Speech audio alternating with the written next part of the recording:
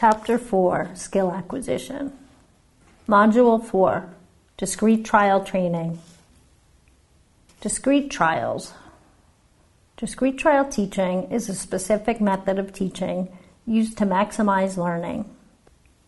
It is a teaching technique or process used to develop many skills, including cognitive, communication, play, social and self-help skills, and community living skills, and to reduce problem behaviors. This teaching strategy involves 1.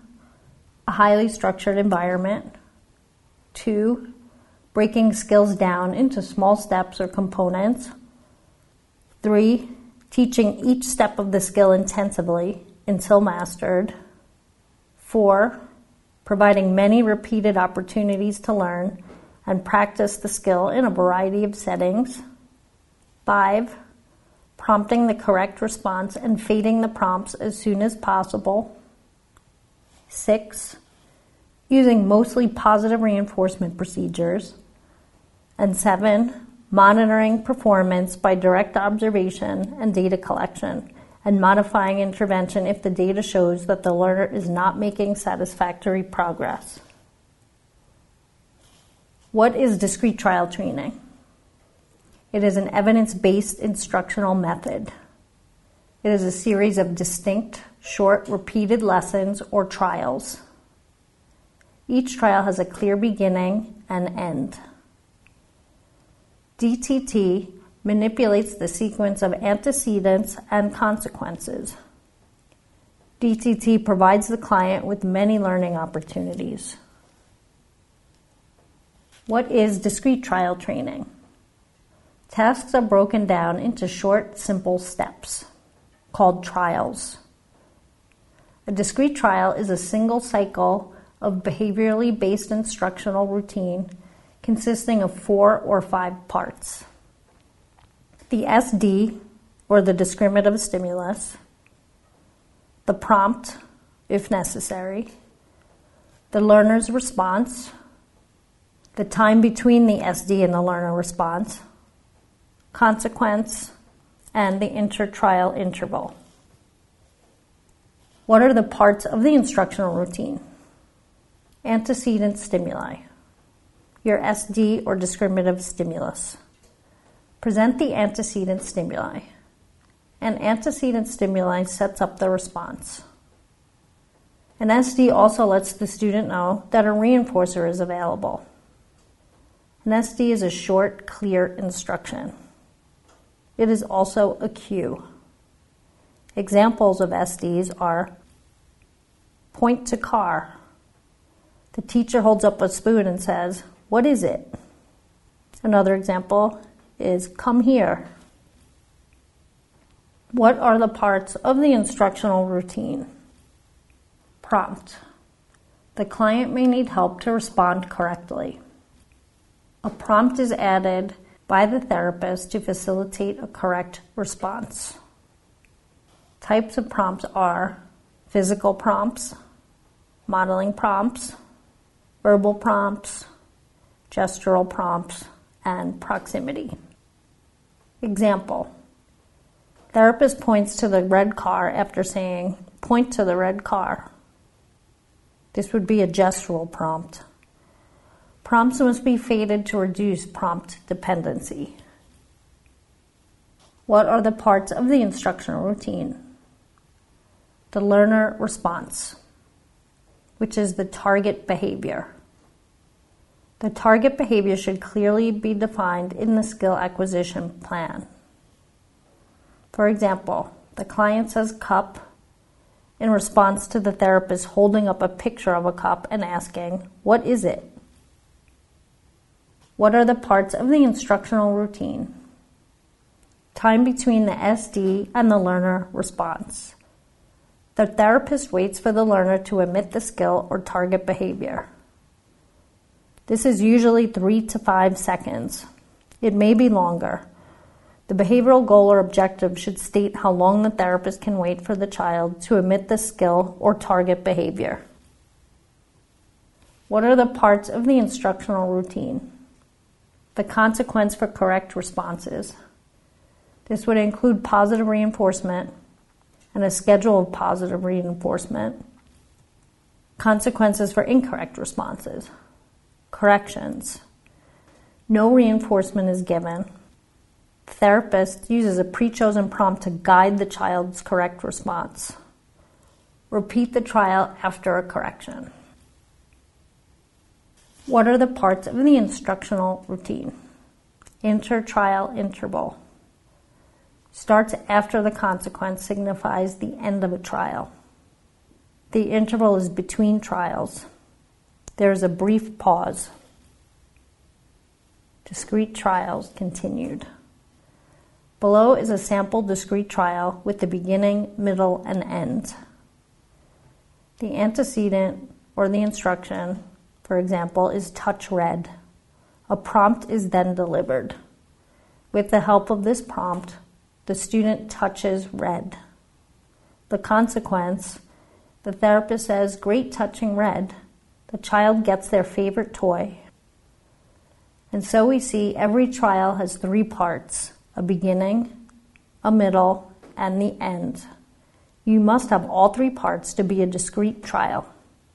Repeated antecedent behaviors and consequences make up your session. Discrete trials continued. A.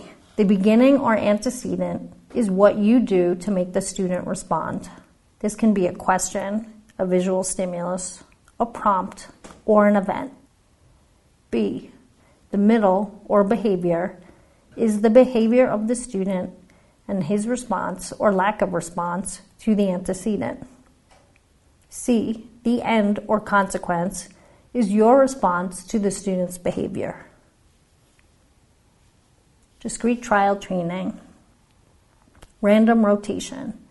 The target response is rotated with other target responses. Generally, the therapist presents 2 targets at a time, the current target and previously learned targets. Discrete trial training. Masked trial. The therapist presents the same target repeatedly. It can consist of 3 to 10 trials, for example. Example without distractors. Only the cup is on the table. The therapist says, "Give me the cup," and the child hands the therapist the cup. Example with distractors. 2 objects are on the table. The therapist says, "Give me the cup," and the child hands the therapist the cup. Discrete trial training. Expanded trials, presenting 1 target and 2 to 5 mastered targets. Here are some examples of receptive task prompts. A prompt can be a full physical prompt, which would be hand-over-hand assistance to guide the student to the correct response. A physical prompt called a partial physical prompt, prompting the correct response by guiding from the elbow. The child puts in some effort. A gestural prompt, the therapist points to the correct response. A positional prompt, the correct response is closer to the child. Or independent is without a prompt, the child responds without prompting. Expressive tasks prompts. Prompt, a verbal prompt, verbally state the response. A partial verbal prompt, the therapist gives part of the correct response and the child says the full correct response. The therapist says for red. A visual prompt, the therapist shows the child a visual written word, picture, or symbol to cue the response. And lastly, an independent response, the child responds with no prompting. Errorless teaching. Errorless teaching is an instructional prompting technique that utilizes prompts and reinforcement to help students learn as quickly as possible without making an excessive number of mistakes.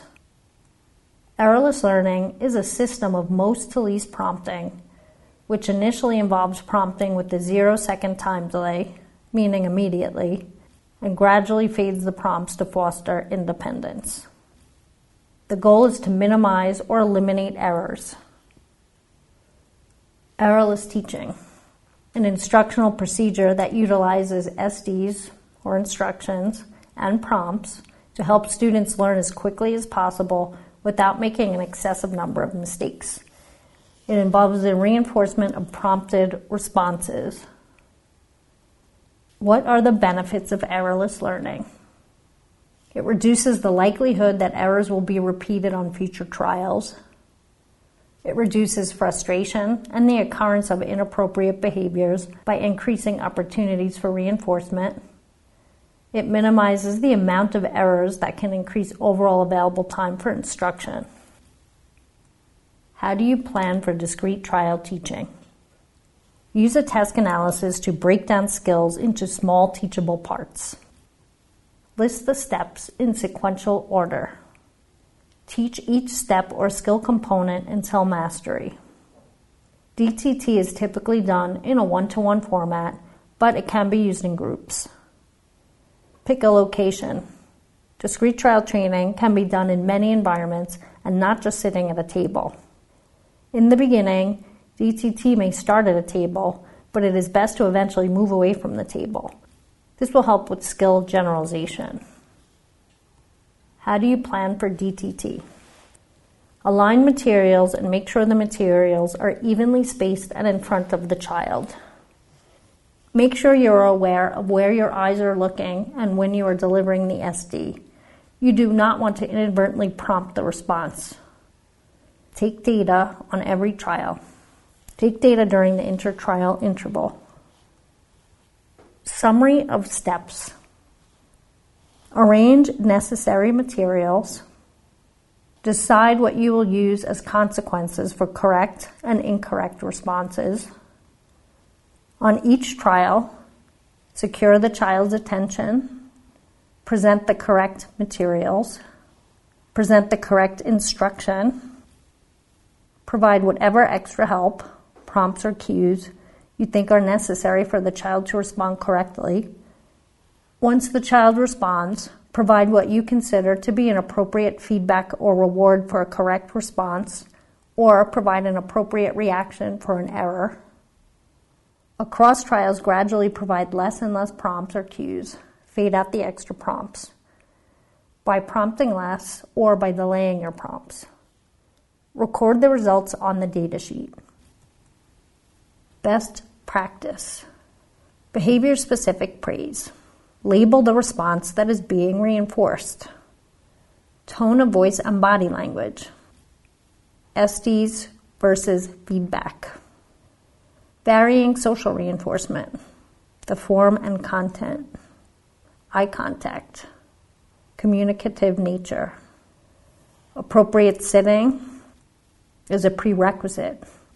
Do versus don'ts. Cannot teach the absence of behavior.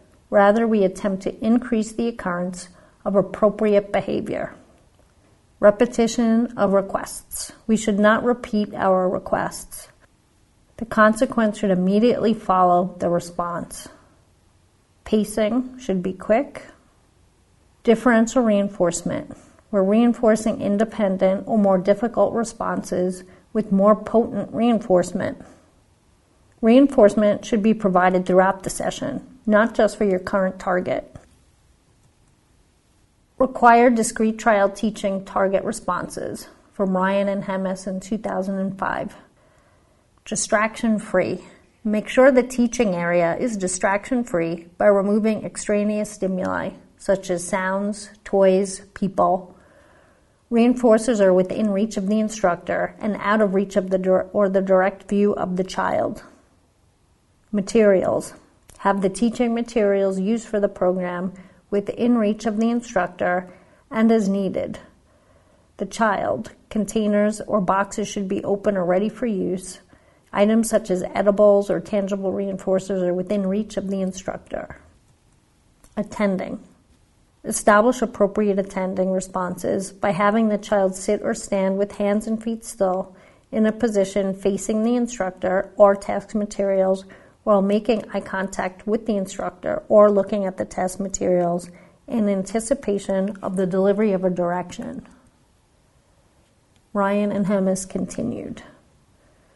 Verbal direction. Present a clear, brief, and appropriate instruction appropriate to the program.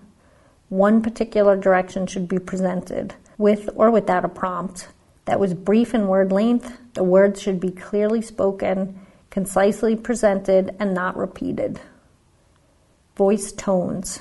Differential voice tones should be used, i.e., a neutral directive tone of voice for instructions and an enthusiastic tone of voice for reinforcer words and sounds, a firm voice for corrective feedback. Wait. Allow appropriate amount of time for the child to respond to an instruction, approximately 5 seconds, after an instruction was presented by the instructor as appropriate to the program. Ryan and Ilemmes continued. Praise statements. Immediately following a correct response, the instructor will deliver a behavior-specific praise statement specific to the correct target response made by the child within 2 seconds of the response. For example, great job, great sitting. Contingent reinforcers. Present primary or secondary reinforcers, tangible, social, or edible, for a brief duration during praise statements, contingent on the correct response. Prompting and correction procedure. Provide an appropriate prompting procedure within 5 seconds after the child's failure to respond, or an appropriate correction procedure as a predetermined gestural, verbal, and/or physical prompt, immediately following an incorrect response, as appropriate to the program and target response. Ryan and Ilemmes. Pause for inter-trial interval. Allow a brief pause in the instruction, up to 5 seconds, following delivery of the consequential stimuli after a target response and during the inter-trial interval, prior to presenting the next trial. Incidental or additional teaching. Present additional or incidental teaching responses during the interval following the consequential stimuli presentation. The instructor may make a response relating to the reinforcing stimulus or event. Data recorded. Record data for incorrect or incorrect responses following each of the child's responses after each trial on the data sheet.